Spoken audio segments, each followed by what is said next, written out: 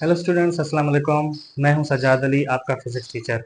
आज हम पढ़ेंगे फर्स्ट ईयर का बिल्कुल बेसिक सा topic, that is introduction to physics.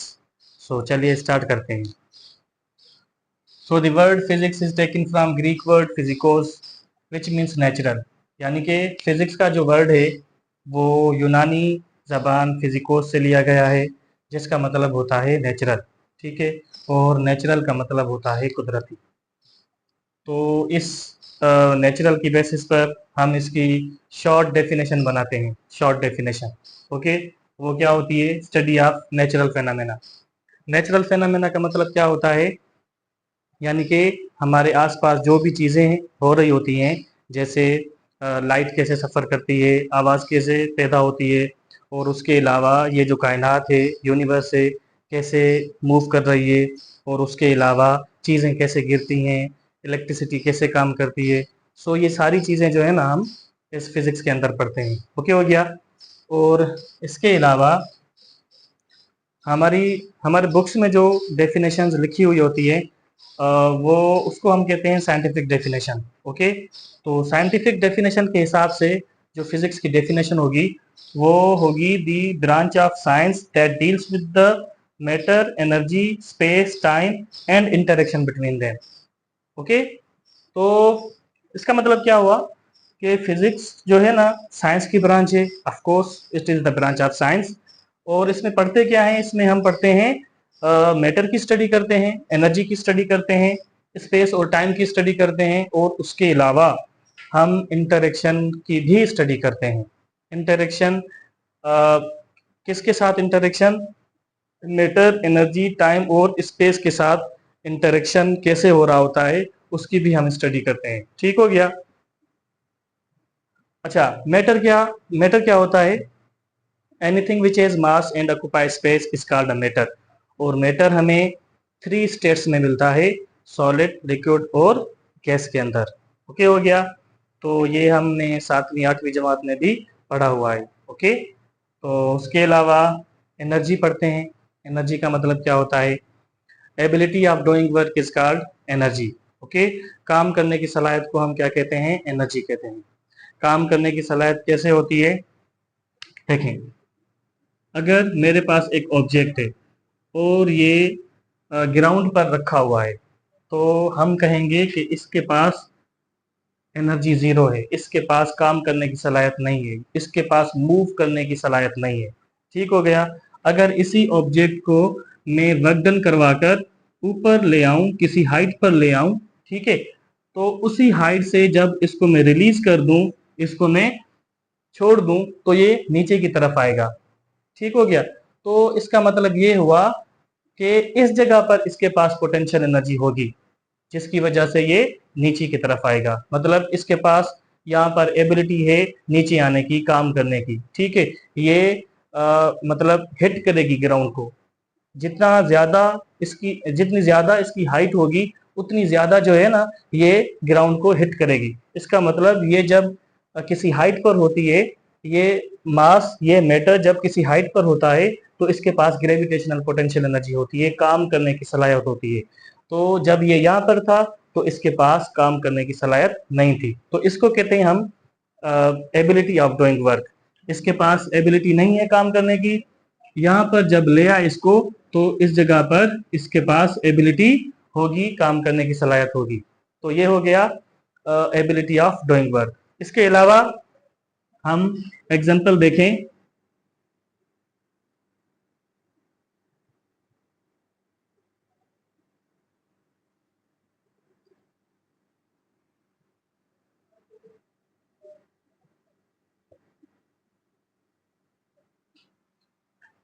इस एग्जांपल के हिसाब से ये है स्प्रिंग, और स्प्रिंग के साथ जो अटैच है वो है कोई मैटर अटैच है, यानी कोई मास अटैच है। ठीक, तो जब हम इस स्प्रिंग की बात करेंगे, इस मास की बात करेंगे, तो हम कहेंगे कि इस जगह पर इसके पास एबिलिटी नहीं है, काम करने की सलाहियत नहीं है। क्यों? क्योंकि यहाँ पर ये इक्विलिब्रियम पोजीशन पर है। इस जगह पर ना ही ये स्ट्रेच स्प्रिंग है और ना ही ये कंप्रेस्ड स्प्रिंग है। ठीक है, तो हम कहेंगे कि इसको ना ही हमने स्ट्रेच किया हुआ है और ना ही हमने इसको कंप्रेस किया हुआ है इस जगह पर। तो जब हम इसको यहाँ पर छोड़ देंगे, रख देंगे, तो ये पीछे की तरफ नहीं आएगा और ना ही आगे की तरफ जाएगा। ठीक है, तो इसको मूव करने की कैपेबिलिटी, मूव करने की एबिलिटी नहीं होगी। ठीक है, तो इसको कहेंगे हम, यहाँ पर इसके पास पोटेंशियल एनर्जी नहीं होगी। कौन सी potential energy? Elastic potential energy. Okay हो गया। तो इसी ऑब्जेक्ट को जब हम खींचकर यहाँ पर ले आएंगे तो अब क्या होगा? अब होगा ये कि जब हम इस ऑब्जेक्ट को यहाँ से रिलीज करेंगे, छोड़ेंगे, तो ये पीछे की तरफ हिट करेगा। इसका मतलब क्या हो गया? इसका मतलब हो गया इस जगह पर इसके पास पोटेंशियल एनर्जी होगी, इसके पास इलास्टिक पोटेंशियल एनर्जी होगी, जिसकी वजह से ये पीछे की तरफ हिट करेगा। ठीक है, तो ये होता है मतलब एबिलिटी ऑफ डूइंग वर्क, काम करने की सलाहियत। इस जगह पर इसके पास काम करने की सलाहियत नहीं है, इस जगह पर इसके पास काम करने की सलाहियत होगी, तो इसको कहते हैं हम एबिलिटी ऑफ डूइंग वर्क। उसके अलावा क्या है? उसके अलावा है स्पेस। ठीक है, स्पेस का मतलब क्या होता है? स्पेस का मतलब होता है वो खाली जगह जिसमें मैटर एग्जिस्ट कर सके या उसके अंदर मैटर मूव कर सके। जैसे दो किस्म के स्पेस होते हैं हमारे पास। एक वो स्पेस जो यहाँ पर हमारे आसपास मौजूद है, जिसमें एयर के मॉलिक्यूल्स मौजूद हैं, ये खाली जगह, इसमें एयर के मॉलिक्यूल्स मौजूद हैं। ठीक है, और उसके अलावा मतलब जहाँ पर एस्ट्रोनॉमिकल बॉडीज होती हैं, सन, मून, स्टार्स, वहां पर वो वाला जो स्पेस होगा, उस स्पेस को कहेंगे वैक्यूम वाला स्पेस। मतलब वैक्यूम वाला स्पेस, वैक्यूम हम उसको कहते हैं जहां पर एयर के मॉलिक्यूल्स ना हो। तो वो जो स्पेस है वो वैक्यूम वाला स्पेस है जिसमें एयर के मॉलिक्यूल्स नहीं होते। ठीक है, तो वो भी खाली जगह है लेकिन उसके उसमें एयर के मॉलिक्यूल्स नहीं है। ये भी खाली जगह है लेकिन इस खाली जगह में एयर के मॉलिक्यूल्स मौजूद होंगे। ठीक हो गया। और इसके मतलब स्पेस की स्टडी भी करते हैं हम इस फिजिक्स के अंदर, और उसके अलावा टाइम की स्टडी करते हैं। टाइम का मतलब तो आपको पता होगा, एक जगह से दूसरी जगह तक अगर कोई चीज़ जाती है तो उसको कितना टाइम लगता है, तो इसको हम कहते हैं टाइम कितना लगा। ओके, तो टाइम के अकॉर्डिंग पढ़ते हैं हम इस फिजिक्स के अंदर। और इसके अलावा हम इंटरेक्शन भी पढ़ते हैं। इंटरेक्शन का मतलब क्या होता है?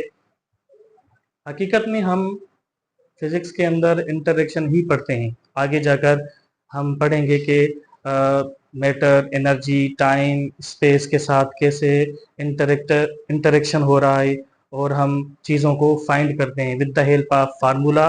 ठीक है, ठीक हो गया। और इसके हिसाब से मैं आपको एग्जांपल दूं इंटरेक्शन के हिसाब से।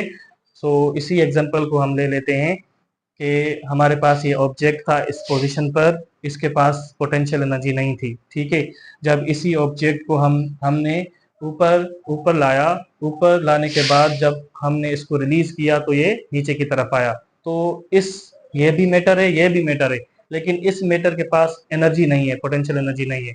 लेकिन वर्क डन कराकर जब हमने इसको इस पोजीशन पे रखा तो यहाँ पर पोटेंशियल एनर्जी भी आ गई। ठीक है, तो ये हो गया मैटर और एनर्जी के साथ इसका इंटरेक्शन। ठीक, और उसके अलावा जब हम इसको रिलीज करेंगे, यहाँ से इसको छोड़ेंगे, तो ये नीचे की तरफ आएगा, और नीचे की तरफ जो आएगा ये है इसमें खाली जगह, ये खाली जगह की तरफ आएगा, तो ये हो गया स्पेस के साथ इसका इंटरेक्शन। और उसके अलावा इसको कितना टाइम लगा यहाँ से लेकर यहाँ तक, तो ये हो गया टाइम के साथ इसका इंटरेक्शन। ठीक हो गया। तो आप देखें मैटर, एनर्जी, स्पेस और टाइम का इंटरेक्शन हो रहा है। ओके, सो आगे जाकर हम ये भी पढ़ेंगे, इंटरेक्शन पढ़ेंगे। कैसे इंटरेक्शन पढ़ेंगे? कि हमने जब इस ऑब्जेक्ट को नीचे से वर्क डन करवाकर ऊपर ले आए, तो बताएं कि इसके पास कितनी ग्रेविटेशनल पोटेंशियल होगी, इस जगह पर इसके पास कितनी ग्रेविटेशनल पोटेंशियल एनर्जी होगी, वो भी हम फाइंड कर सकते हैं। और उसके बाद ये भी हम फाइंड करेंगे कि ये जो मैटर है इसके पास कितना मास होगा। और उसके बाद इसको जब हमने रिलीज किया, रिलीज करने के बाद यहाँ तक पहुँचने में इसको कितना टाइम लगेगा, ये भी हम फाइंड करेंगे। और उसके बाद ये भी हम फाइंड करेंगे कि इस मैटर ने, इस मास ने जब इस ग्राउंड को हिट किया हिट करने से पहले इसकी वेलोसिटी क्या थी, इसकी स्पीड क्या थी, ये भी हम आगे जाकर फाइंड करेंगे with the help of formulas. Okay, तो उसके अलावा ये सारा कुछ इंटरेक्शन हम पढ़ते हैं इस फिजिक्स के अंदर। उसके अलावा भी मैं आपको एग्जांपल दे सकता हूँ, जैसे कि एक पार्टिकल है या एक कार का एग्जांपल ले लेते हैं कि एक कार है, एक जगह से दूसरी जगह तक उसको मूव करना है। उसको मूव कराने के लिए एनर्जी की जरूरत होगी, ठीक है। तो एनर्जी उसको कैसे मिलेगी, with the help of engine, ठीक है। इंजन मैकेनिकल वर्किंग करता है, मैकेनिकल वर्किंग को ही हम मैकेनिकल एनर्जी कहते हैं, ठीक है। मैकेनिकल एनर्जी प्रोड्यूस होती है, तो मैकेनिकल एनर्जी की वजह से गाड़ी जो है एक जगह से दूसरी जगह तक मूव करती है। तो कार हो गई खुद मैटर और मैकेनिकल एनर्जी हो गई एनर्जी, यानी कि कार और एनर्जी के बीच में ये हो गया इंटरेक्शन मैटर और एनर्जी का।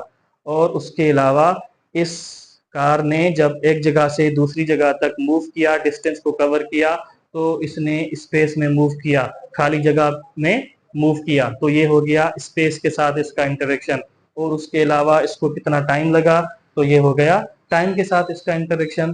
तो मैटर, एनर्जी, स्पेस और टाइम के साथ इसका इंटरेक्शन। तो ये सारी चीजें जो है ना हम फिजिक्स में पढ़ते हैं, कितना टाइम लगा, कितना उसका मास था, कितनी पोटेंशियल एनर्जी थी उसके पास जिसने उसको मूव करवाया एक जगह से दूसरी जगह तक। तो ये सारी चीजें जो है ना हम फिजिक्स में पढ़ते हैं। तो मुझे उम्मीद है कि आपको आज का मेरा ये टॉपिक जो है बहुत अच्छे से समझ में आया होगा, और ये बिल्कुल इजी भी टॉपिक था। ओके, तो अगर मेरा टॉपिक आपको अच्छा लगा तो मेरी वीडियो ये लाइक करें, मेरा लेक्चर ये लाइक करें और मेरा चैनल को भी सब्सक्राइब करें। और मिलते हैं अगले लेक्चर में, तब तक के लिए अल्लाह हाफिज़।